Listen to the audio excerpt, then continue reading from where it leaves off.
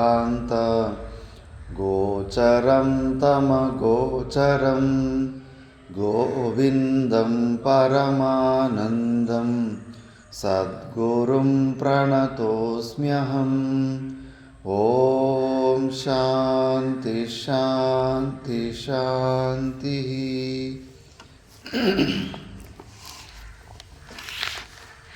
మనం వివేక చూడామణిలో విచారణం చేస్తున్నాం. ఇందులో త్వం పదార్థ శోధనం జరిగిపోయింది. తత్ త్వం అసి అనే మహావాక్యంలో తత్ త్వం అసి అని 3 పదాలు ఉంటాయి. అందులో త్వం అంటే ఈ గురువులు శిష్యునికి ఉపదేశాత్మకంలో ఈ మంత్రం ఉంది. నువ్వు అదే అయి ఉన్నావు నాయనా, నువ్వు వెతుకుతున్న పరమాత్ముడు ఎక్కడా లేడు, నువ్వే అదే అయి ఉన్నావు. త్వం తత్ అసి, త్వం అంటే నువ్వు అని. ఇప్పుడు గురుగారు శిష్యుని నువ్వు అంటున్నారు. నువ్వు అంటే గాన వాడు శిష్యుడు ఈ శరీరంతో ఊహించుకుంటే గాన వాడికి అనుమానం వస్తుంది. నేనెక్కడ పనికిరాని, నేనెక్కడ పుట్టి సచ్చావు, నేనెక్కడ, ఆ పరమాత్ముడు ఎక్కడ అని. అందుకే వాచ్యార్థాలు తీసుకుంటే కన్నా అక్కడ కుదరదు, అర్థం రాదు. లక్ష్యార్థాలు తీసుకోవాలి. ఎందుకంటే త్వం పదార్థ వాచ్యార్థం వచ్చేసి ఈ శరీరంతో కలిపి త్వం అని అర్థం వస్తుంది. లక్ష్యార్థం వచ్చేసి ఈ శరీరాలకు అతిరిక్తంగా, పంచకోశాలకు అతిరిక్తంగా ఉన్న కేవలం సాక్షి చైతన్యం వస్తుంది. తత్పదార్థంలో కూడా వాచ్యార్థాలు తీసుకుంటే సగుణ సాకార అన్ని గుణాలున్న ఈ సృష్టికర్త అయిన సగుణ రూప ఈశ్వరుడు వస్తాడు. లక్ష్యార్థం తీసుకుంటే అక్కడ కూడా నిర్గుణ నిరాకార స్వరూపమైన పరమాత్ముడు వస్తాడు. అట్లా లక్ష్యార్థాలని ఉద్దేశంలో పెట్టుకొని నువ్వు అదే అయి ఉన్నావు నాయనా అని చెప్పేసి, నీలోని బింబ చైతన్యం ఉంది, ఆ బింబ చైతన్యం అక్కడే చూసుకో అని చెప్పేసి. అందుకే ఇప్పుడు త్వం పదార్థంలో అయితే ఈ శరీరంలో ఏమేమి ఉన్నాయో అన్ని విచారణ వచ్చేసింది. 3 ప్రకారాలు శరీరాలు, ఈ 3 ప్రకారాల శరీరాలకి అతిరిక్తంగా ఉన్నాము. స్థూల శరీరంలో 7 ధాతువులు ఉంటాయి. రక్తము, మాంసము, ఎముకలు, ఎముకలోని పూనుగ, మళ్ళీ వీర్యము, ఇవన్నీ 7 ధాతువులు అంటారు. ఈ 7 ధాతువులతోటి స్థూల శరీరం ఉంటుంది. ಸೂಕ್ಷ್ಮ ಶರೀರಂలో ಏನೇನು ఉంటాయి? ಸೂಕ್ಷ್ಮ ಶರೀರದಲ್ಲಿ ನೀನು ಬಂದಿಲ್ಲ ಅನ್ಸುತ್ತೆ ಸ್ಟಾರ್ಟಿಂಗಲ್ಲಿ. ಸೂಕ್ಷ್ಮ ಶರೀರದಲ್ಲಿ ಏನೇನು ಇರ್ತವೆ?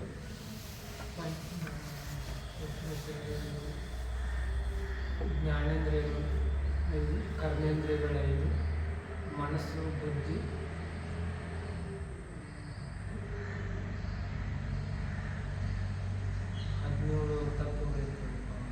ಇನ್ನೊಂದು 5 ಬೇಕು.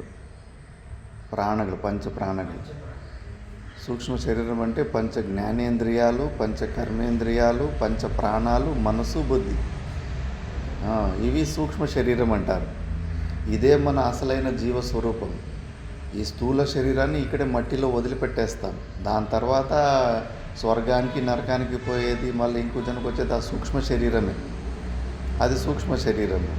ఇంకా కారణ శరీరం అంటే అజ్ఞానం, ఆవరణ శక్తి. మన స్వరూపం ఆవరణ శక్తి, విక్షేప శక్తి రూపంలో ఉంటుంది. అది సుషుప్తి అవస్థలో ఉంటుంది. ఇలాగా 3 శరీరాలు ఉంటాయి మన ఈ దీంట్లో. ఈ 3 శరీరాలు కూడా అతిరిక్తంగా ఉంటాం మనం, ఈ శరీరాల్లో ఉండం మనం అని అలా పూర్తిగా డైసెక్షన్ చేసి పంచకోశాలకి అతీతంగా మనం ఉంటామని ఇది ఫిల్టర్ అయిపోయింది. త్వం అన్న పదార్థంలో అనాత్మ పదార్థము మిక్స్ ఉండే. ఆ మిక్స్ ఉన్న దాన్ని మనం వివేకం ద్వారా దాన్ని తొలగించుకున్నాం. ఇప్పుడు త్వం పదార్థంలో కేవలం సాక్షి చైతన్యం ఒకటి మిగిలింది.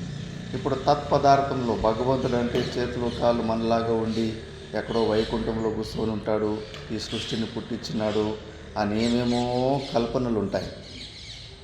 అందుకే అవన్నీ తొలగించడానికి ఇప్పుడు తత్పదార్థ శోధనం మొదలు పెడతారు. నువ్వు ఏ ఉపనిషత్తుల ద్వారా నీకు సగుణ సాకార రూపాల గురించి చెప్పారో అదే ఉపనిషత్తుల్లోనే ఇప్పుడు ఆ ఎక్స్ట్రా ఫిట్టింగ్లు అన్నీ ఏమేమి ఉన్నాయో అవన్నీ తీసేస్తారు. ప్రపంచ మిథ్యాత్వ కథనేన నిష్ప్రపంచత్వం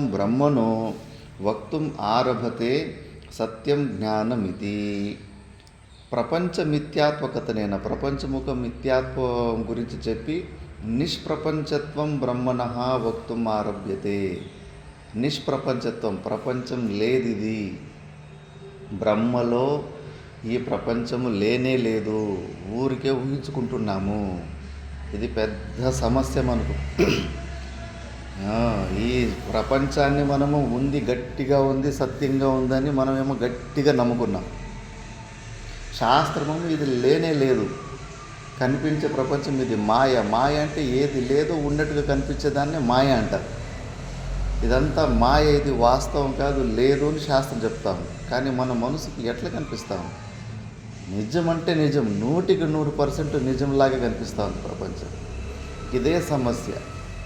మిథ్యాలాగా, స్వప్నంలాగా అనిపిస్తానే లేదు.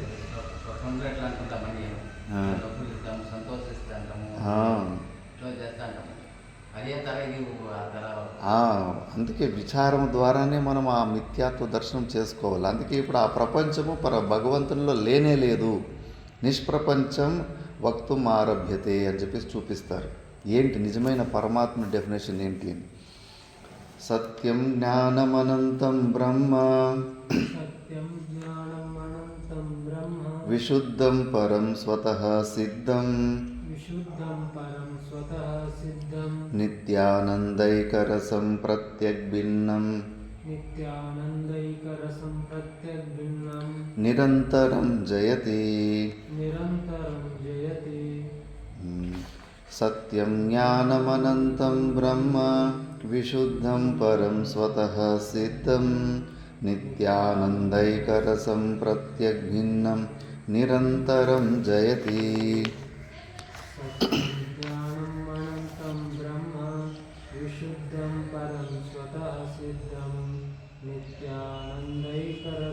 ప్రత్యగ్భిన్నం, నిరంతరం జయతి. పరమాత్మని లక్షణాల గురించి బాగా కొద్దిగా అలవాటు చేసుకోవాలి. కొద్దిగా సూక్ష్మంగా ఉన్నప్పటికీ, కఠినంగా ఉన్నప్పటికీ మెల్లగా ఈ తత్వం తెలుసుకోవాలి. ఇప్పుడు ఆవుని గుర్తు తెచ్చుకో అంటే కన్నా నీ మనసులో ఆవు వస్తుందా లేదా? ఆవు బొమ్మ అంతా వచ్చేస్తుంది కదా, కొమ్ములు, కాళ్ళు అని. నిర్గుణ నిరాకార పరమాత్మని తెలుసుకో అంటే ఏమొస్తుంది ఈ బుర్రలో?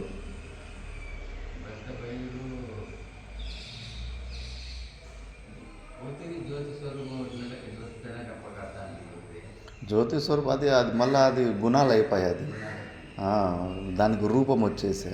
నిర్గుణ నిరాకారం, ఏం ఆకారమే ఉండదు. బట్ట బయలు కూడా, ఆకాశం కూడా అది పాంచభౌతిక పదార్థమే. బట్ట బయలు స్పేస్ కూడా రాకూడదు పరమాత్మ అంటే కన్నా. మరి ఎట్లా? మరి పరమాత్మని నిర్గుణ నిరాకార స్వరూపాన్ని బుద్ధిలో ఎట్లా ఏమని ఊహించుకుంటావు? ఇక్కడే ఒత్తిడి ఉండాలి. ఎట్లా ఆ భగవంతుని బుద్ధిలో నేను, మరి ఆ భగవంతుడు బుద్ధిలోకి వస్తానే లేదు, ఇంక ఏమి ధ్యానం చేస్తావు? ಏನಪ್ಪ ನಿರ್ಗುಣ ನಿರಾಕಾರ ಪರಮಾತ್ಮನ ಬುದ್ಧಿಯಲ್ಲಿ ಹೆಂಗೆ ಕ್ಯಾಚ್ ಮಾಡ್ತಾ ಇದೆಯಾ? ಈಗ ಹಸುವನ್ನು ನೆನೆಸ್ಕೊಂಡ್ರೆ ನನ್ನ ಹಸು ರೂಪ ಬರುತ್ತಾ ಇಲ್ಲ. ಏನು ನಿರ್ಗುಣ ನಿರಾಕಾರನ ನೆನೆಸ್ಕೊಂಡಾಗ ಬುದ್ಧಿಯಲ್ಲಿ ಏನು ಬರ್ತದೆ? ಇಲ್ಲಿ ತನಕ ಏನು ಧ್ಯಾನ ಮಾಡಿರ್ತೀಯಲ್ಲ, ಏನು ಬರುತ್ತೆ?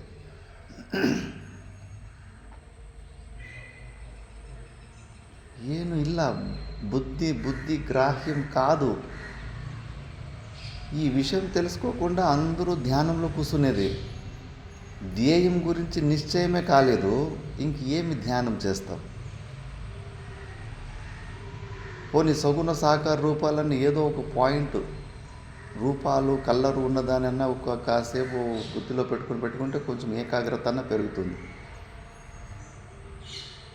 ధ్యేయం గురించి నిశ్చయం కాకుండా ధ్యానం ఎలా కుదురుతుంది? విచారణ చేస్తే అసలు త్రిపుటినే మాయమైపోతుంది. పరమాత్మను గురించి ధ్యానం చేయాలని విచారణ చేస్తే ధ్యానమే మాయమైపోతుంది, త్రిపుటునే ఉండదు. ధ్యానం అంటే త్రిపుటి.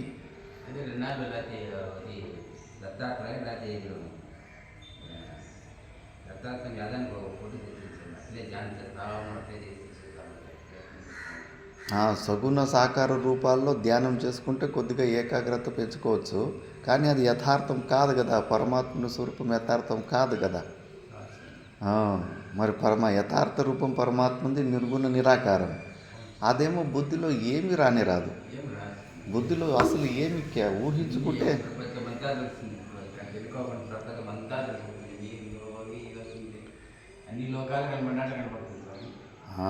అందుకే శాస్త్రం చదవాలనేది. శాస్త్రం ఇస్తుంది లక్షణాలు.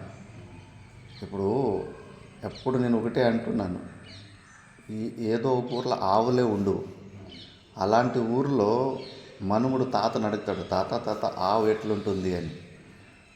ఒకవేళ నిన్నే ఎవరు అడిగారు అనుకో, నువ్వేం చెప్తావు పిల్లగాడికి? ఆవు ఎట్లుంటుందంటే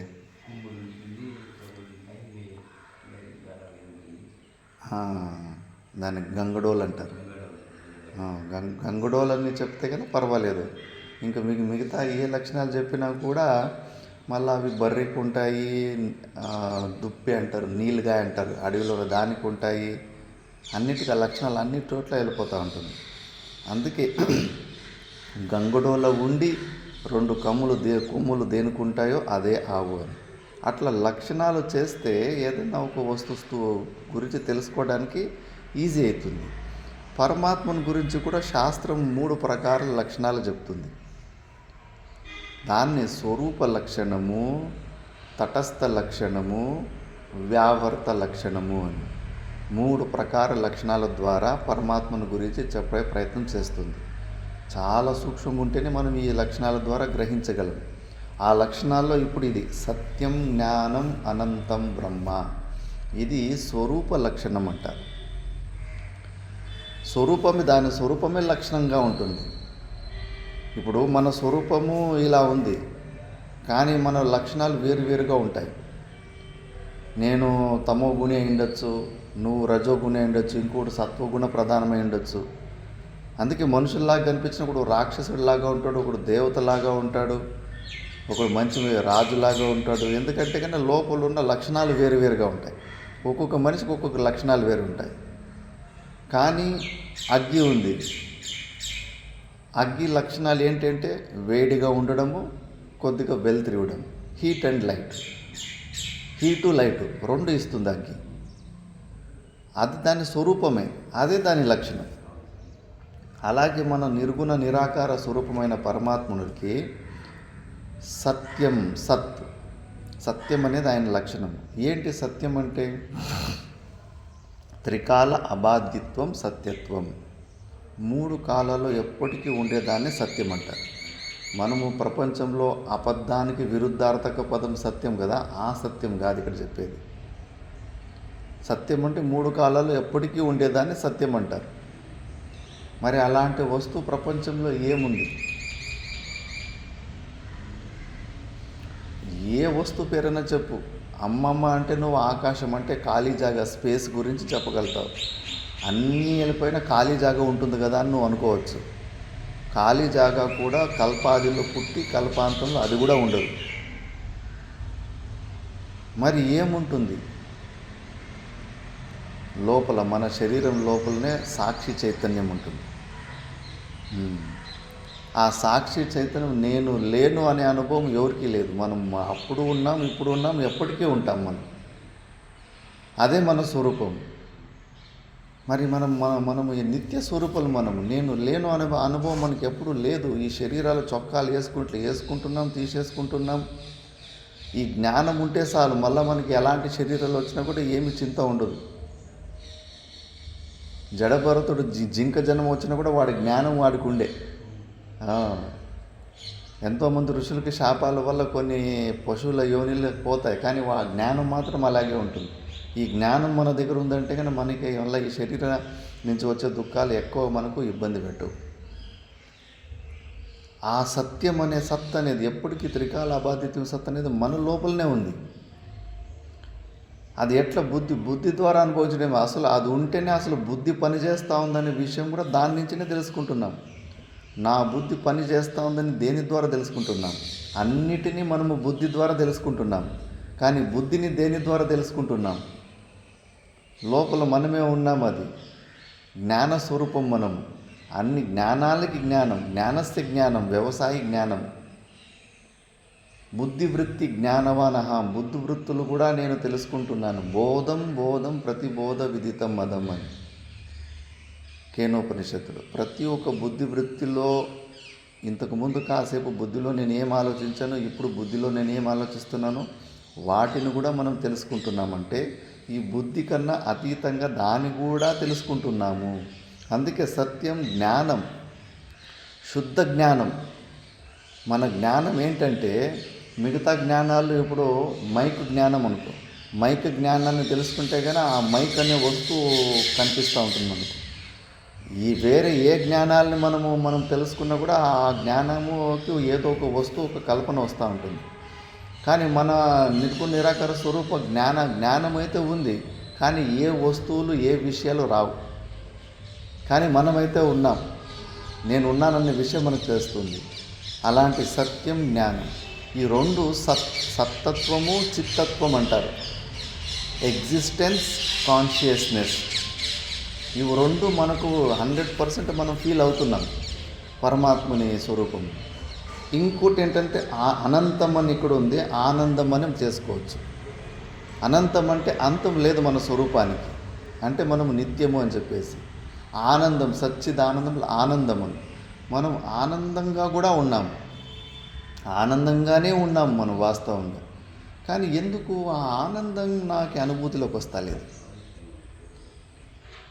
ఆనందం మనం ఏమనుకుంటున్నామంటే బుద్ధిలో అనుభవించేది ఆనందం అని అనుకుంటున్నాం. ఆ ఆనందం విషయాల వైషయిక ఆనందం గురించి ఇక్కడ మాట్లాడడం లేదు. దుఃఖాలవుగా అభావాన్ని వేదాంతంలో ఆనందం అంటారు. మనకు ఇప్పుడు వరకు ఆనందాన్ని మనం ఎట్లా అనుభవించామంటే బుద్ధి ద్వారానే, మనసు బుద్ధుల ద్వారానే మనం ఆనందాన్ని అనుభవించాము. దుఃఖాలు కూడా మనం మనసు బుద్ధుల ద్వారానే ఆలోచించాము.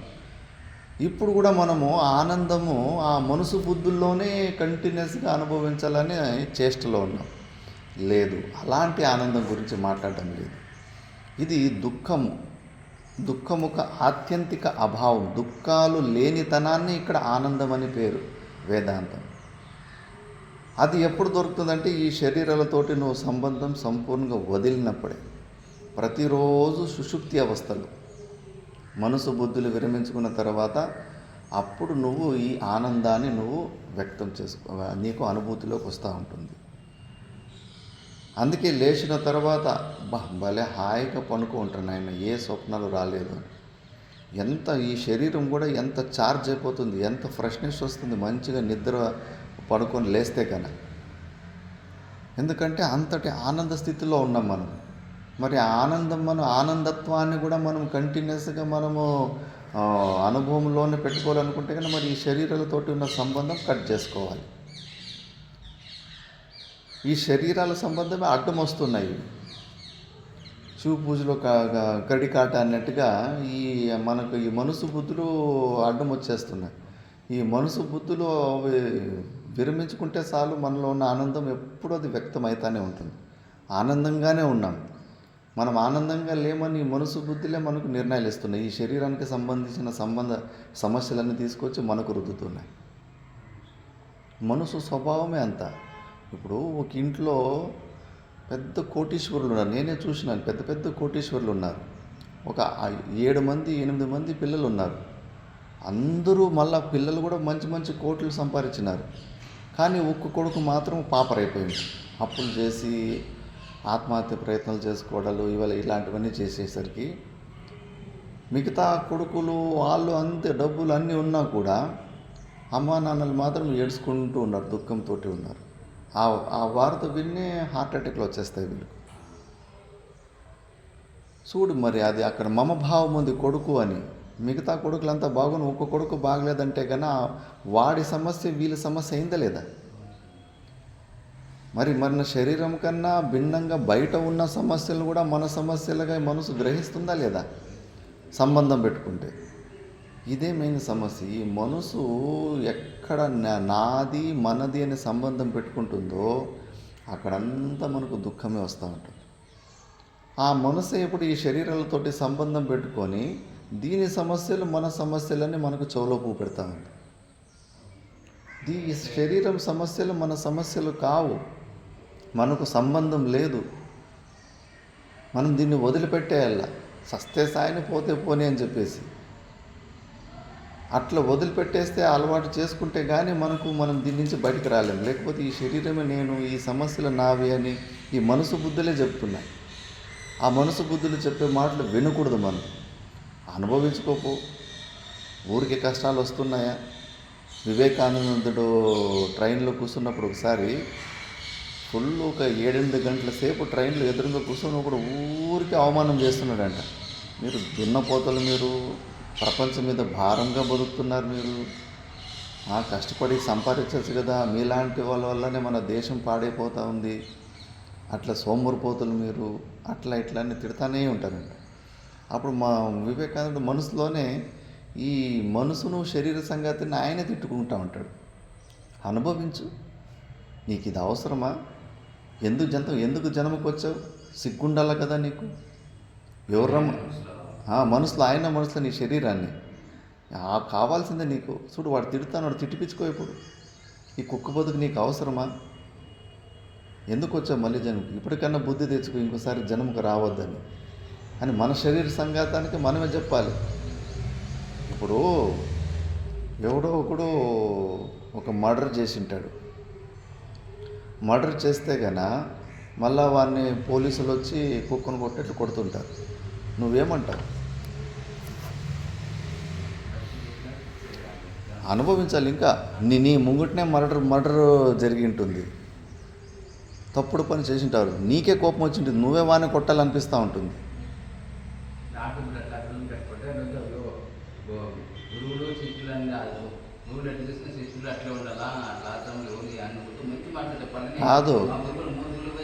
కాదు తప్పుడు పని చేసిన వానికి శిక్ష పడితే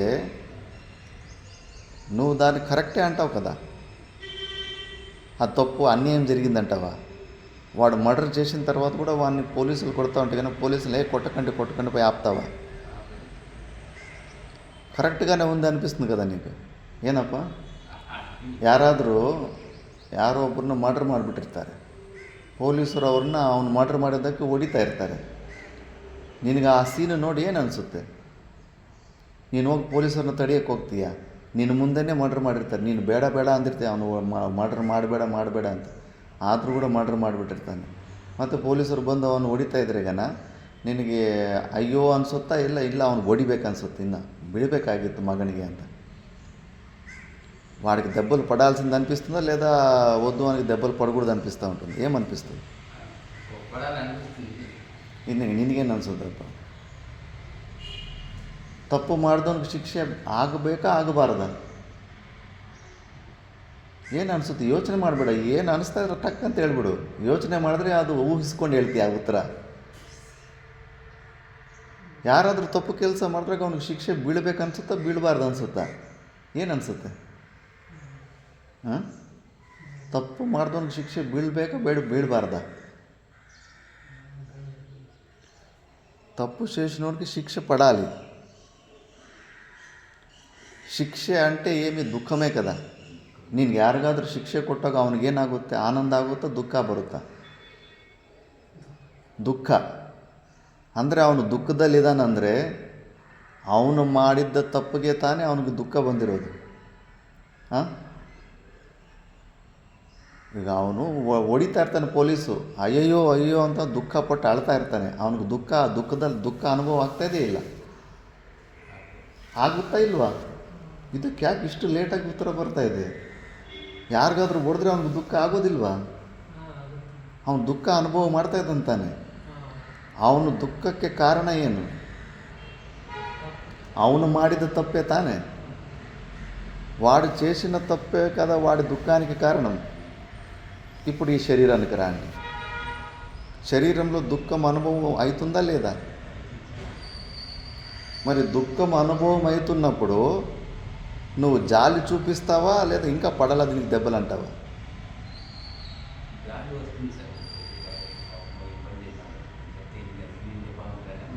తప్పు. నువ్వు మరి జాలి చూపిస్తే కానీ నువ్వు అధర్మాన్ని పాటిస్తున్నావని అర్థం. ఎందుకప్ప వాడు అన్యాయంగా ఒక చిన్న పిల్లని చంపేసిన వాడికి శిక్ష పడుతుంటే నీకు జాలి వస్తుందా? ಉದ್ಯೋಗ ಉಂಟು ಬಾಗುಂಟಾನೆ ಅಲ್ಲಪ್ಪ, ಸಣ್ಣ ಮಗುನ ಸಾಯಿಸಿಬಿಟ್ಟು ಮರ್ಡರ್ ಮಾಡಿಬಿಟ್ಟಿದ್ದಾನೆ, ಅವನನ್ನು ಪೊಲೀಸರು ಹೊಡಿತಿದ್ರೆ ನಿನಗೆ ಕರುಣೆ ಬರುತ್ತೆ ಅವನ ಮೇಲೆ. బంద్రేగానే నీను తప్పు.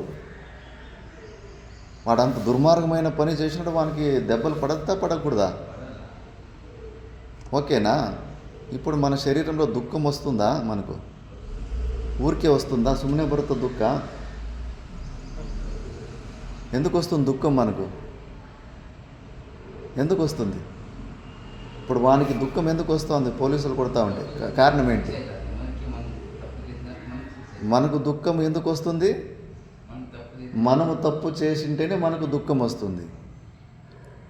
మరి ఆ దుఃఖం వచ్చినప్పుడు ఈ శరీర సంఘాతం మీద జాలి చూపియాలా, నువ్వు ఇంకా వానికి ఇంకా పడాలన్నాలా? పడాలి.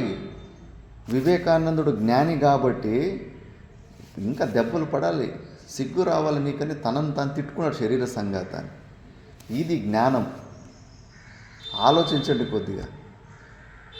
దుఃఖాలు మనకు శరీరానికి వచ్చినప్పుడు ఇంకా మనమే కొట్టుకోవాలా, మనమే కట్టెలు తీసుకొని కొట్టుకోవాలా. అలాంటి తప్పుడు పనులు చేసినామని తెలిసిన తర్వాత ఇంకా కొట్టాలి దీని శరీరానికి, ఇంకా బుద్ధి రావాలి నీకేం చెప్పేసి. దుఃఖాలు మనకు వచ్చినప్పుడు మనమేం చేస్తున్నాము? ఈ శరీర సంఘాతం మీద జాలి చూపించి దుఃఖాలు వద్దు అంటున్నాం. ఇప్పుడు వాడు చిన్నపిల్లోని మర్డర్ చేసేసి వాడికి ఏమన్నా జైలు శిక్ష కాకుండా తప్పించుకుంటే మనకెంత కోపం వస్తుంది?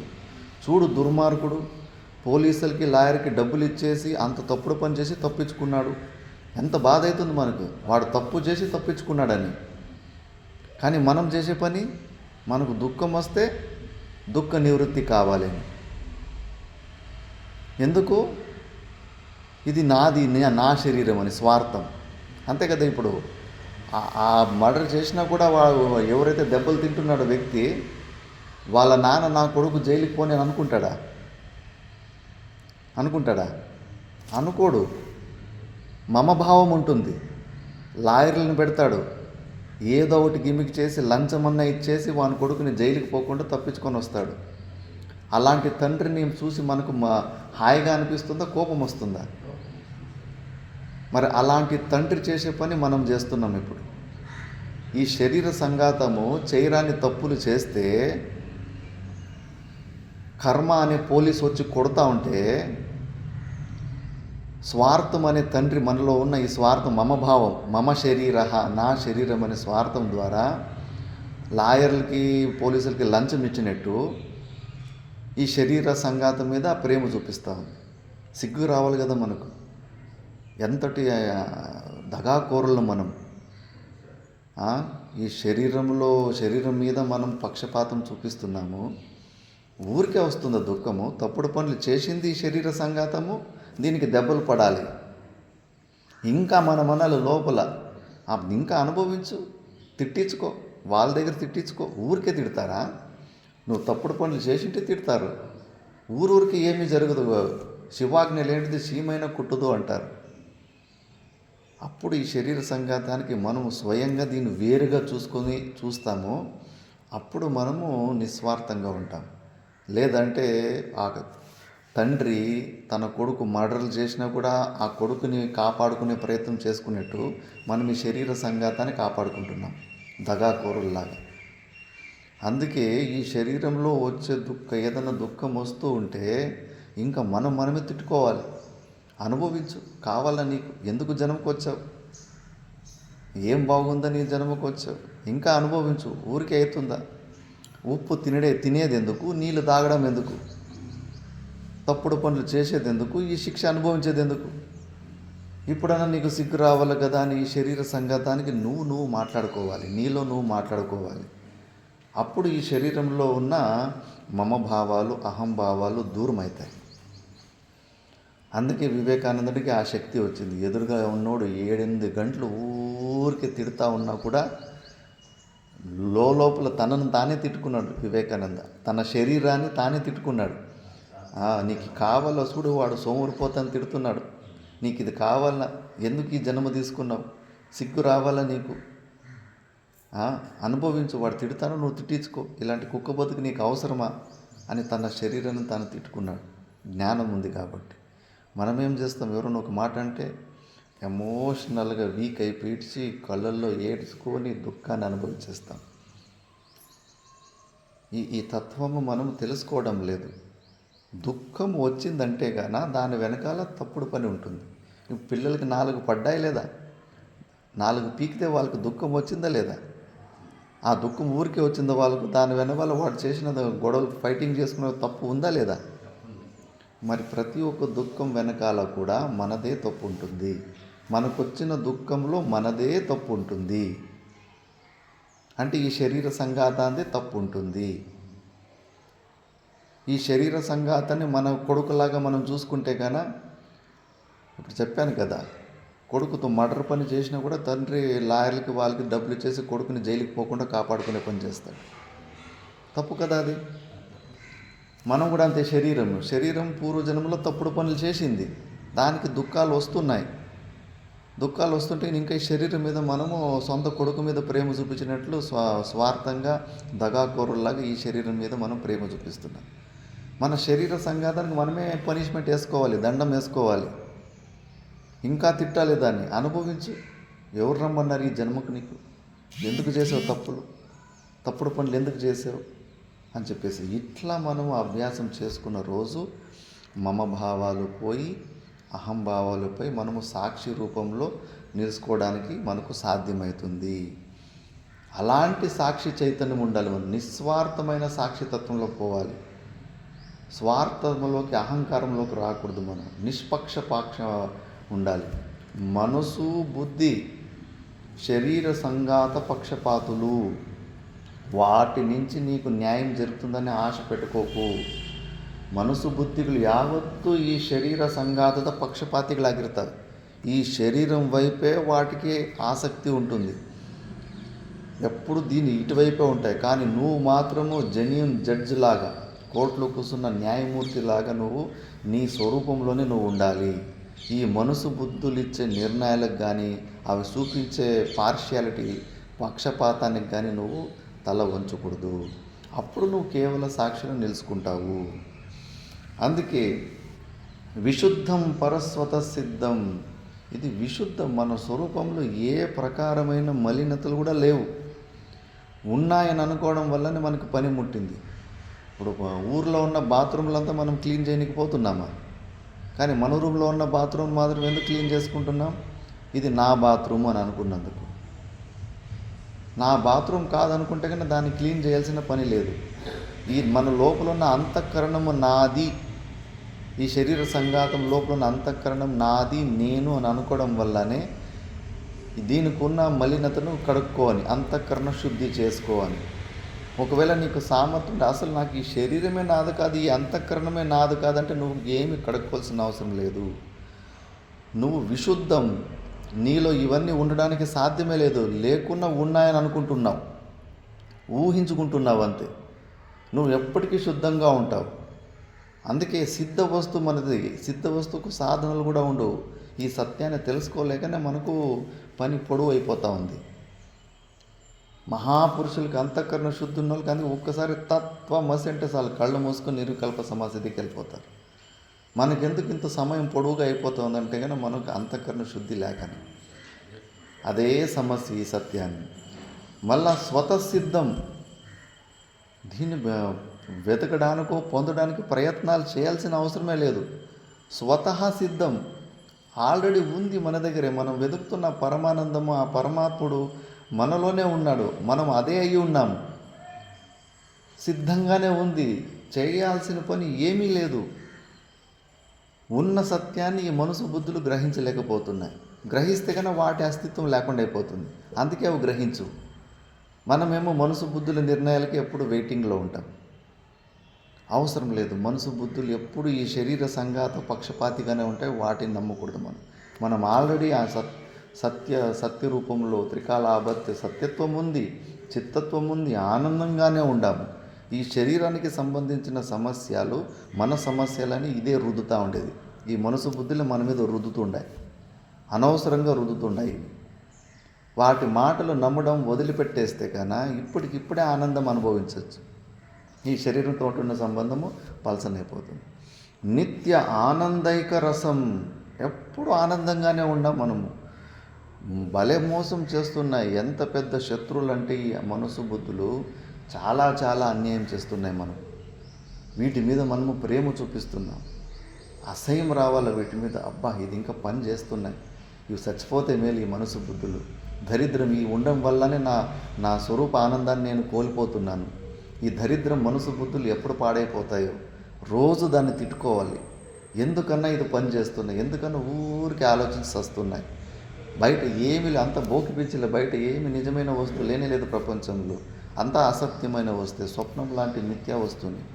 వాటి మీద ఈ మనసుల బుద్ధులు నన్ను మోహంలో దించి నన్ను పాడు చేస్తున్నాయి కదా అని వీటి మీద అసహ్యం పెంచుకోవాలి నువ్వు. అప్పుడు వాటిని వదలాలనిపిస్తూ ఉంటుంది. ఎప్పుడు మనల్ని భూతాలు పట్టుకునేట్లు పట్టుకున్నాయి కదా ఈ మనసు బుద్ధులు. ఎప్పుడు వదిలిపోతాయో, సుషుప్తి అవస్థలు ఎట్లా స్వాభావికంగా వదిలి సైలెంట్గా అయిపోతున్నాయో అట్లా ఈ జాగ్రత్త అవస్థలు కూడా ఈ మనసు బుద్ధులు వదిలిపెట్టేస్తే కన్నా కేలికతం దుఃఖానుభవం. మళ్ళీ ఏ ప్రకారమైన దుఃఖాలు లేవు, లొల్లి లేవు, ఏమీ లేవు. ఎప్పుడప్పా నేను అలాంటి స్థితికి వెళ్ళిపోతాను. భర్తృహరి మహారాజు దాని గురించి చింతన చేస్తుంటాడు. ఎప్పుడప్పా నేను గంగా నది ఒడ్డులో మంచిగా ధ్యానంలో కూర్చొని బండరాయిలాగా ధ్యానంలో కూర్చుంటే జింకలు వచ్చేసి కొమ్ములతోటి ఇట్లా నన్ను బండ అనుకొని రుద్దుకుంటాయో అలాంటి స్థితికి నేను ఎప్పుడు పోతానా అని తప్పిస్తూ ఉంటాడు. మనం కూడా తప్పిస్తూ ఉండాలి. ఎన్ని రోజులప్ప ఇంకా ఈ శరీరము, మనసు, బుద్ధి, ఈ బరువు ఎన్ని రోజులు మోస్తూ ఉండాలా? ప్రతిరోజు దీనివల్ల ఇబ్బందులు జరుగుతున్నాయి. ఈ దరిద్రాన్ని ఎప్పుడు తప్పించుకుంటాను, ఎప్పుడు వదిలించుకుంటాను, ఎప్పుడు ఆ నిర్వికల్ప సమాధి స్థితిలో బండరాయిలాగా ఏమీ స్పృహ లేకుండా ఆ పరమాత్మలో లయమైపోతానని ఎప్పుడు తపన ఉండాలి. తప్పిస్తూ ఉంటే కానీ అప్పుడు ఈ శరీరంలో ఉన్నది తాదాత్మ్యము తగ్గుతూ పోతూ ఉంటుంది. ప్రత్యక్ భిన్నం, ప్రత్యక్ అభిన్నం. మనకేమో మన స్వరూపం గురించి తెలియడం లేదని కాదు, ఎప్పుడు మనం ఉన్నాం. నేను అనే భావంలో ఆలంలో ఎప్పటికీ ఉన్నాము. అభిన్నంగానే ఆ పరమాత్మనికి అభిన్నంగానే ఉన్నాం. మనం వేరు, పరమాత్ముడు వేరుగా లేడు. నిరంతరం జయతి, ఎప్పుడు కంటిన్యూస్గా ఉంటాం. ఎప్పుడు బ్రేక్ లేనే లేదు మనకు. ఒక్క సెకండ్ కూడా మన స్వరూపం నుంచి మనం బయటకు రాలేం. మనం బ్రహ్మానుభూతి నుంచి ఒక్క సెకండ్ కూడా మనం బయటకు రాలేం. ఎందుకంటే దాన్ని వదిలిపెట్టలేం. అది మన స్వరూపం. అగ్గి వేడితనాన్ని, ప్రకాశతనాన్ని వదిలిపెట్టి అగ్గి ఉండడానికి సాధ్యం ఉంటుందా? దాన్ని వదిలిపెడితే అగ్గికి అస్తిత్వమే లేదు. ఎందుకంటే దాని స్వభావాన్ని వదిలిపెట్టి ఏ వస్తువు భిన్నంగా ఉండలేదు. మనం కూడా అంతే. మనం సత్తు చిత్తు ఆనంద రూపమైన మన స్వభావం. మన స్వభావాన్ని వదిలిపెట్టి మనం ఉండడానికి వీల్లే లేదు. ఎప్పటికీ ఉండే ఉంటాం. మనకేమో మనలో ఆనందత్వం లేకుండా అయిపోయింది అని. అగ్గిలో వేడితనము, హీటు లేకుండా ఉండే అగ్గిని ఇక్కడ చూసారా? కాబట్టి అలాగే స్వభావం ఉన్నప్పుడు మనం తప్పకుండా మనం ఎప్పుడు ఉండే ఉంటాము. కానీ నాలో ఆనందం లేదు అని మనకు ఈ మనసు బుద్ధులు భ్రాంతిని కలిగిస్తూ ఉంటాయి. దాన్నే నెక్స్ట్ శ్లోకంలో చెప్తున్నారు. తత్ర అనంత పదార్థ ఏకదేశం వస్తు పరిచ్ఛేద శూన్యత్వం ఉపపాదయతి సదిదమితి అని. ఇప్పుడు అనంత పదార్థం ఇది ఏ ప్రకారమైన వస్తు పరిచ్ఛేదాలు, లిమిటేషన్స్ ఉంటుందని చూపిస్తున్నారు. సదిదం పరమాద్వైతం స్వస్మాద్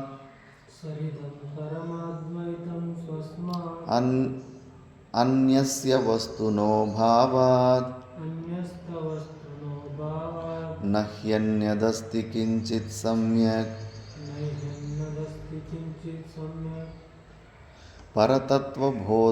పరతత్వబోధ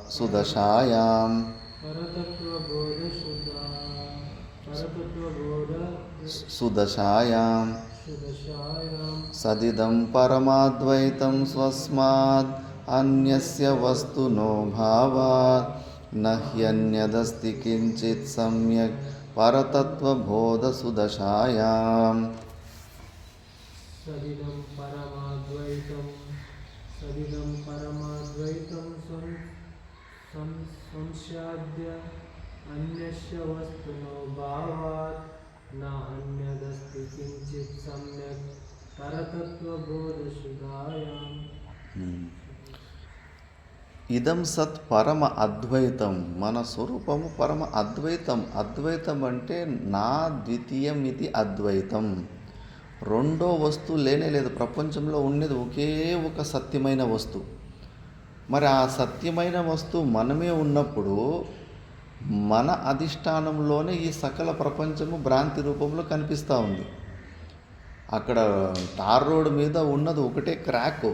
ఆ ఒక క్రాక్ ఒకరికి పాములాగా, ఒకరికి తాడులాగా, ఒకరికి గోమూత్రంలాగా, ఒకరికి ఎండిపోయిన నల్లటి పూలమాలలాగా ఇన్ని వెరైటీలుగా కనిపిస్తూ ఉన్నప్పటికీ అది ఒకటే.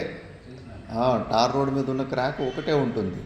అలాగే మనకు ఇన్ని వెరైటీలు అవి ఇవి అన్నీ ఉన్నట్టుగా కనిపిస్తున్నాయంటే శాస్త్రం ప్రమాణం ఉంది. ఇవన్నీ కూడా భ్రాంతినే. ఉన్నది ఒకటే సత్వస్తువు, సచ్చిదానంద స్వరూపమైన స్వరూపం. ఆ స్వరూపం మనమే ఉన్నాం. మన అధిష్టానంలోనే ఈ సకల ప్రపంచం, మన శరీరాలు, మన మనసు, బుద్ధులు, వేరే వ్యక్తులు, ప్రపంచం అన్నీ కూడా మన స్వరూపంలోనే కనిపిస్తూ ఉన్నాయి. దీన్ని జీర్ణం చేసుకోవాలంటే చాలా చాలా సూక్ష్మ జ్ఞానం కావాలి. స్వప్నంలో ఎట్లా మనం ఒక్కరే ఉన్నప్పటికీ మన ఒక్కరి లోపల ఎంతటి పెద్ద ప్రపంచం ఉంది.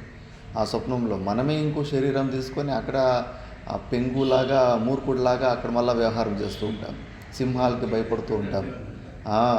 వేరువేరుగా నాకు ఆ సింహానికి సంబంధం లేదు, ఆ సింహాన్ని ఎవరో వేరే వాళ్ళు సృష్టి చేసినట్టు అనిపిస్తూ ఉంటుంది. స్వప్నంలో అన్నీ మనమే సృష్టి చేసుకుంటాం మన బుర్రలోనే. కానీ ఆ సింహం తొరకొసేప్పుడు ఆ సింహాన్ని ఎవరో భగవంతుడు సృష్టి చేసినట్టు, అది మనకన్నా వేరుగా ఉన్నట్టు, అది తొరకొస్తే మనం భయపడి పరిగెత్తి చెట్టెక్కి. ఇప్పుడు కూడా అంతే. వాళ్ళని వీళ్ళని నేనెందుకు సృష్టి చేసినాను, అసలు నాకే తెలుస్తలేదు నేను ఎట్లా పుట్టినానని చెప్పేసి. సేమ్ స్వప్నంలో ఎట్లా ఒక శరీరంతో పుట్టుకొని వాళ్ళకి నాకు మళ్ళా మూర్ఖుడిలాగా వ్యవహారం చేస్తుంటాము, ఈ జాగ్రత్త అవస్థ కూడా అంతే. ఇంకేమీ లేదు. మన అధిష్టానంలోనే వస్తుతః పరిచ్ఛేదం లేదు. పరమాత్ముడు లేని వస్తువు ఇంకేమీ లేనే లేదు. ఆ తాడు మీద పాములాగా కనిపిస్తుంది ప్రపంచము. ఆ తాడును తీసేస్తే మళ్ళీ పాము కనిపిస్తుందా? పాములాగా కనిపించడానికి వీలు లేదు. అలాగే మనలో ఉన్న సచ్చిదానంద స్వరూపాన్ని తీసి పక్కన పెట్టేస్తే ఈ సంపూర్ణ ప్రపంచం కనిపించదు. మన అధిష్టానంలోనే ఈ ప్రపంచం అంతా కనిపిస్తుంది. నహి అన్యదస్తి కించిత్ సమ్యక్. వేరే ఇంకో వస్తువు లేనే లేదు. ఉన్నది ఒకే వస్తువు. ఆ ఒక్క వస్తువు మీద భ్రాంతి రూపంలో ఇవన్నీ కనిపిస్తున్నాయి. మనకి ఇంకో వస్తువుని చూడాలని కోరిక కూడా ఉండకూడదు. ఏ ప్రకారమైన కుతూహలత ఉండకూడదు. చెప్పాను కదా, వశిష్ఠ మహర్షికి 100 సంవత్సరాలు సమాధిలో కూసుకున్న తర్వాత ఇంకా నాకన్నా భిన్నంగా ఇంకేమన్నా ఉంటుందా అని డౌట్ వస్తేనే మళ్ళీ సృష్టి అయిపోయింది. 2 సూర్యులు 2 చంద్రులు కనిపించారు ఆయన. ఎట్లా శ్రవణ మన నిధి ధ్యాసనాలు చేయాలంటే అసలు ఇంక ఏమి వద్దు. ఇంక 1000 ఎన్ని శతకోట బ్రహ్మాండాలు కనిపించినా నాకు అవసరం లేదు. నేను సచ్చిదానంద స్వరూపుణ్ణి, మనసు బుద్ధులకి అగోచరాన్ని. ఈ మనసు బుద్ధులు అవసరము నాకు లేదు. ఇంకేమి ప్రపంచంలో నిజమైన సత్యమైన వస్తువు లేనే లేదు. ఉన్న సత్యమైన వస్తువు నేను ఒక్కడే ఉన్నాను. ఇంకా నాకన్నా భిన్నంగా ఏమీ లేదని అన్నీ క్లీన్గా దూత్ క దూత్ పానీ క పానీ చేసి వదిలిపెడితే అప్పుడు నువ్వు సైలెంట్గా నీ స్వరూపంలో పోనీకి ఛాన్స్ ఉంటుంది. నీకన్నా భిన్నంగా ఇంకా గురువు ఉన్నాడు, దేవుడు ఉన్నాడు, అది ఉన్నాడు, ఇది ఉన్నాడు అని ఉంటే కన్నా, వృత్తులు ఉంటే కన్నా మళ్ళీ అవన్నీ కనిపిస్తూనే ఉంటాయి.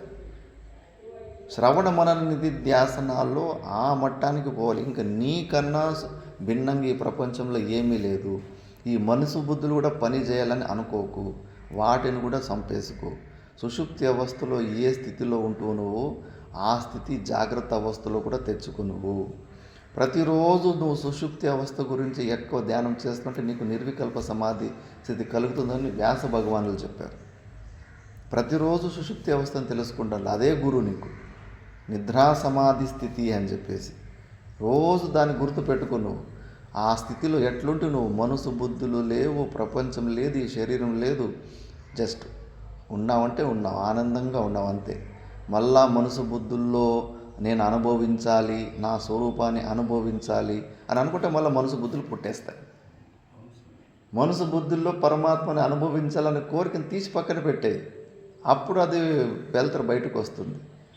మనం ఆల్రెడీ సిద్ధ వస్తువులు ఆల్రెడీ ఉన్నాం. మనం అడ్డం వస్తూ ఉండేది మనసు బుద్ధులే.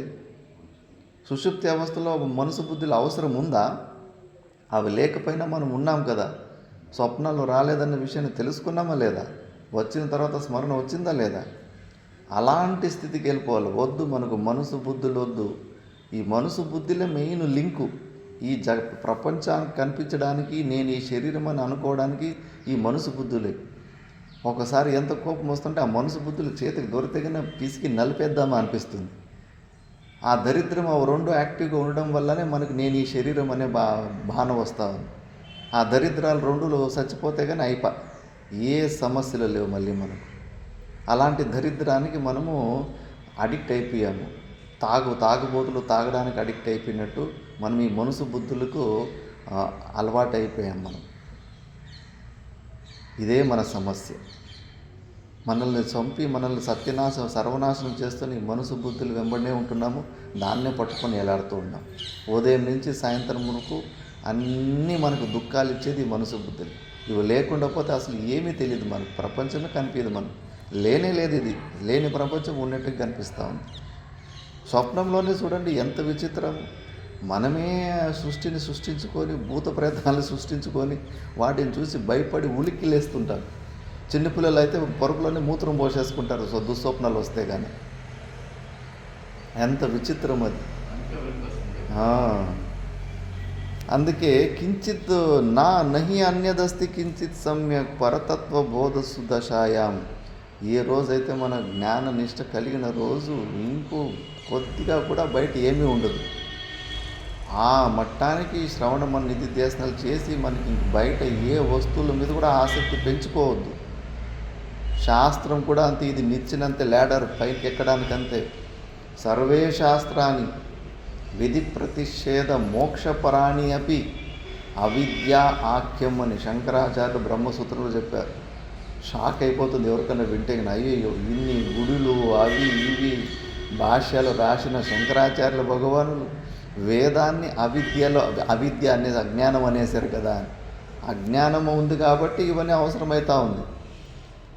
లేకపోతే జ్ఞానికి అవసరం ఉందా? సచ్చిదానంద స్వరూపం వాళ్ళకి శాస్త్రం అవసరం ఉందా? మనం శాస్త్రం చదువుతున్నామంటే అజ్ఞానంలో ఉన్నామని. అజ్ఞాన దశలోనే ఇది పనికి వస్తుంది. జ్ఞానం వచ్చిన తర్వాత దీని అవసరం ఏమనుకుంటుంది? అవసరమే ఉండదు. మరి దీని మీద మళ్ళీ ఎక్కువ శ్రద్ధ పెట్టుకొని మళ్ళీ ఇందులోనే శాస్త్ర భాషంలో ఇరుక్కొని జీవితం నాశనం చేసుకోకండి అని దీన్ని కూడా నిచ్చెనలాగా ఎక్కిన తర్వాత నిచ్చెన తీసి పక్కన పెట్టేయాలి. అంతవరకు ఈ శాస్త్రాన్ని వాడుకోవాలి. రావాలి. చేస్తూ ఉంటే శ్రవణ మన నిధిధ్యాసనం ఇలాంటి తత్వ వివేకం చేస్తూ ఉంటే అప్పుడు ఇవన్నీ చల్లబడతాయి. మనం చూసుకోండి, ఇప్పుడు ఎవరన్నా ఒక వ్యక్తి రోజు మనకి ఇబ్బంది పెడుతుంటే, వాడి వల్ల మనకి హింస పెడుతుంటే కానీ ఆ వ్యక్తిని వదిలిపెట్టేస్తామా లేదా? భార్యాభర్తలు గొడవలు చేసుకొని విడాకులు ఎందుకు తీసుకుంటారు? ఆ వ్యక్తి నుంచి నాకు దుఃఖం ఎక్కువ వస్తూ ఉంది, ఆ వ్యక్తి దగ్గర ఉంటే కనుక నా జీవితం నాకు సుఖం రాదని వదిలిపెట్టేస్తాను. మరి ఈ మనసు బుద్ధులు కూడా అలాంటివే కదా. వీటి సహవాసం చేసే కదా మనకు దుఃఖాలు వస్తూ ఉంటాయి. వదిలిపెట్టేయాలి అంతే, పట్టించుకోకూడదు అంతే. మనసు బుద్ధుల్ని ఇంకేమి ప్రపంచంలో అడిగినవన్నీ ఇచ్చే పనులు చేయకూడదు. ఇంకా చాలు ఎంత అని అవన్నీ అడిగినవన్నీ చూపిస్తూ ఉంటాం. సైలెంట్గా ఏమన్నా అడుక్కుంటాం, ఏమి ఇవ్వకుండా మనసు బుద్ధులు ఇంద్రియాలు అడిగినవి ఏమి ఇవ్వకుండా అలాగే వదిలిపెట్టేస్తే అవంత కావు సైలెంట్గా అయిపోతాయి. మనం అడిగినవన్నీ ఇస్తున్నాం కాబట్టి వాటికి ఇంకా బలం వస్తూ ఉంది. చిన్నపిల్లలు కూడా అంతే. కొంతమంది ఇళ్ళల్లో ఉంటారు, వాళ్ళు పిల్లలు పోయి వాళ్ళ అమ్మ నాన్న నాకు ఈ చాక్లెట్ తీసి అడుగురు. ఎందుకంటే పడ్డాయి ఎప్పుడో ఒకసారి బాగా దబ అని కుక్కను కొట్టినట్లు కొట్టినారు, వాడు మళ్ళీ పోయి అడుగుడు. అదే కొంతమంది పిల్లలు ప్రతిదీ కనిపిస్తే నాకు అది కావాలని ఏడుస్తారు, లొల్లి చేస్తారు, అడుగుతానే ఉంటారు. ఎందుకంటే వీళ్ళు ఇస్తూ ఉన్నారు కాబట్టి వాళ్ళు అడుగుతూ ఉన్నారు. ఇంట్లో స్ట్రిక్ట్గా ఒకసారి ఇవ్వకుండా దెబ్బలు ఇచ్చారనుకో, మళ్ళీ వాళ్ళు సైలెంట్ అవుతారు లేదా? ఇక ఇంద్రియాలు కూడా అంతే. ఇంద్రియాలు అడిగినవన్నీ, మనసు బుద్ధులు అడిగినవన్నీ మనము ఆ పనులు చేసుకుంటూ పోతూ ఉంటాయి కదా, అవి చెప్తా ఉంటాయి. అవి అడిగిన మనం ఇవ్వకుండా పోతే సైలెంట్గా ఉంటాయి. ఒకసారి నాకు దెబ్బలు బట్టి మనసు బుద్ధులకు కూడా ఊరికి కూర్చొని పెడితే కానీ సైలెంట్గా ఉంటాయి. ఆలోచించండి, ఒక మనిషి నిర్వికల్ప సమాధి స్థితికి వెళ్ళేటప్పుడు కైవార తాతయ్య కానీ ఎవరన్నా కానీ ఎట్లా కూర్చో ఉండొచ్చు? కదులకుండా సంవత్సరాలు, 2 సంవత్సరాలు 3 సంవత్సరాలు ఎట్లా కూర్చో ఉండొచ్చు? మనము 40 నిమిషాలు కూర్చోగలుగుతున్నామా? ఎందుకు కూర్చోలేకపోతున్నాం? అజ్ఞానం, జగత్ సత్యత్వ బుద్ధి, జీవభావం ఇవి పోలేదు. పోయినాయని అనుకుంటున్నాం. ఇవి పోయింటే కూడా కదులుకున్నా కూర్చుంటావు నువ్వు. ఎందుకు కదులుతున్నావు? ఇంకా ఈ శరీరమే నేను అనుకుంటున్నావు. ఇంకా శ్రవణం పాటు సరిగ్గా కాలేదు, పండు కాలేదు నీ మనసు. భయంకరమైన తెగింపు రావాలి. ఈ శరీరం ఇప్పుడు మనకు వచ్చినట్లు మనం పుట్టినట్లు వాళ్ళు పుట్టినారు. గుహలోకి పోయినప్పుడు ఏ తినే పదార్థాలు లేకుండా గుహలోపై కూర్చున్నప్పుడు అయ్యో 2-3 రోజుల తర్వాత ఆకలి దొప్పి లేకపోతే నా ప్రాణం ఉంటుందో లేదో అట్లా భయపడితే కానీ వాళ్ళు పోయేవారా? ఆ మనసు ఆలోచించండి. గుహ లోపలికి పోయినప్పుడు ఏ తిండి లేదు, నీళ్ళు లేదు, అలాంటి ఉన్న జాగాల్లో పోయి కదులకుండా కూర్చున్నారంటే కానీ వాళ్ళ మనసులో ఎలాంటి నిర్ణయం ఉంది? సంపూర్ణంగా ఈ శరీర సంఘాతానికి నాకు సంబంధమే లేదు. ఈ శరీరం ఉంటే ఉండని, పోతే పోని తెగింపు. ఆ తెగింపు ఎట్లా వచ్చింటుంది వాళ్ళకు? ఎందుకంటే వాళ్ళు శ్రవణంలో క్లీన్గా దూత్ పానీ చేసి పారేసిండ్రు. నా లోపల ఉన్న సచ్చిదానంద స్వరూపుని కన్నా భిన్నంగా ఈ ప్రపంచంలో ఏది సత్యమైన వస్తువు లేనే లేదు. ఈ శరీరం నుంచి నాకు ఏ ప్రయోజనము లేదు. అంతో ఇంతో ప్రయోజనం ఏమి? నా స్వరూపాన్ని తెలుసుకోవడానికి ఏది ఉన్నో అది నేను తెలుసుకునేసాను. కృతకృత్యత, కృతం ఏది చేయాల్సిందో కర్తవ్యం కృతం, ఏది చేయాల్సిందో అది నేను చేసేసిన శ్రవణమని నిధ్యాసన. ఆ పని అయిపోయిన తర్వాత నాకు ఈ శరీరంతో కూడా అవసరం లేదు. దీన్ని పోషించి పాలించే పని నేను ఇంకా చేయను. నాకు ఇది అవసరం లేదు. నాకు అవసరం లేని దాన్ని ఎందుకు అనవసరంగా పోషించాలి అని గట్టిగా నిర్ణయం తీసుకొని ఇంకా ఆల్మోస్ట్ అట్లే వాళ్ళ శరీరాన్ని వదిలిపెట్టేస్తారు. అంతటి నిశ్చయం రావాలి. అంతటి నిశ్చయం వచ్చిన అలాంటి మహాపురుషులే అలాంటి సమాధి స్థితికి వెళ్తారు. మళ్ళీ ఒకవేళ ఆ శరీరము ద్వారా ప్రపంచానికి ఏమన్నా ఎవరికన్నా లాభాలు ఉన్నాయి, ప్రారంధం ఉండాలి. అందరూ ప్రపంచంలోకి బయటికి రారు. అలాగే గుహలో కూర్చొని అలాగే వదిలిపెట్టేస్తారు. కొంతమంది శంకరాచార్య భగవాన్లు వీళ్ళు అవతార పురుషులు కొద్దిగా ఉంటారు. వాళ్ళ శరీరం నుంచి మిగతా వాళ్ళకి రుణానుబంధం ఉంటుంది. ఆ శరీరం నుంచి మిగతా వాళ్ళకి ఏదో లాభం జరిగేది ఉంటుంది. అప్పుడు మళ్ళీ ఒక 10-15 సంవత్సరాలు సమాధి స్థితిలో ఉండి మళ్ళీ బయటకు వచ్చి అప్పుడు కొంచెం ఇట్లా ఉపదేశాలు, లోక సంగ్రహ కార్యాలు, అవధూత స్థితిలో ఉండి లోకాన్ని ఉద్ధరిస్తూ ఉంటారు. అంతేకాని ఏ ప్రకారమైన ఒక చిన్న కోరిక ఉండదు ఆ స్థితికి పోవాలంటే. అందుకే ఆ రేంజ్కి మనం శ్రవణం నిధిధ్యాసనాలు చేసుకోవాలి. ఎట్లా వస్తుంది? శ్రవణంలో సత్సంగంలో మళ్ళీ ఇదే విషయాన్ని మనం గుర్తు చేసుకుంటూ ఉంటే ఉదయం సాయంత్రము మనం ఎవరు, మనం వచ్చిన లక్ష్యం ఏంటి అని ఇంత అద్భుతమైన మన సచ్చిదానంద స్వరూపం మన లక్ష్యం ఉంది. మనము ఎంత ప్రపంచంలో ఇన్వాల్వ్ అయిపోతాం. రాగద్వేషాలలో పనికిరాని విషయాలన్నీ బుర్రలో గలీజు డస్ట్బిన్ లాగా చేసుకుంటాం మనం.